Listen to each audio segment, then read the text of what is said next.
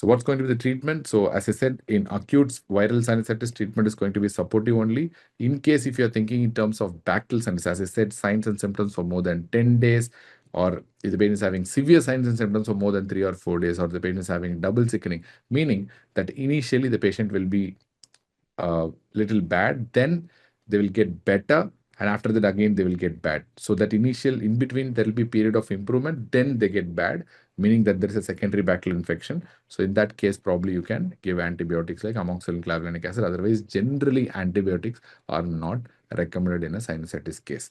In case if it's a fungal sinusitis like mucor, of course you have to go for debridement because that's the only option left along with amphotericin B. So for chronic sinusitis, you're going to use topical or systemic corticosteroids, especially in the setting of allergic fungal sinusitis.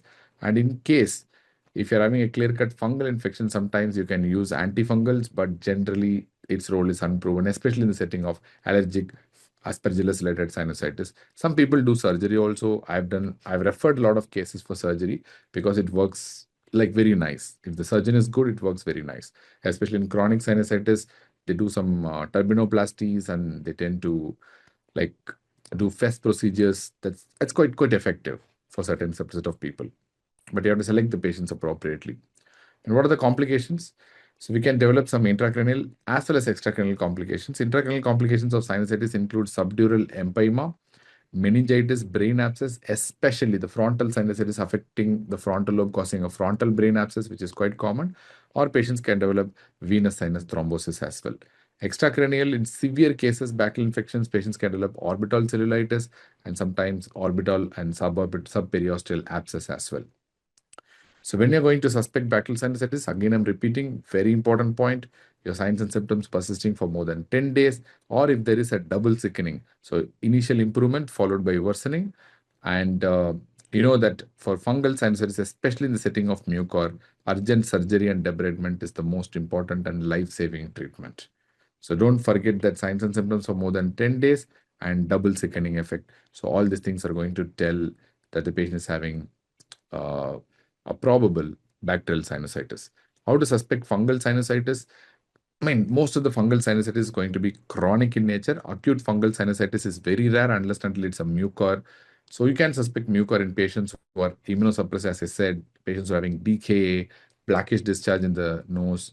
So in those situations, you can think in terms of an acute fungal sinusitis, but chronic fungal sinusitis, most of the time it's going to be allergic in nature due to aspergillus. So it's quite easy to pick up. So you have to prove the aspergillus hypersensitivity in that situation. So this is a case beginning. So this patient is having allergic rhinitis, presented with 12-day history of nasal congestion, purulent nasal discharge, facial pain over maxillary sinuses, and low-grade fever. So she initially improved with decongestants, but worsened over the last 3 days.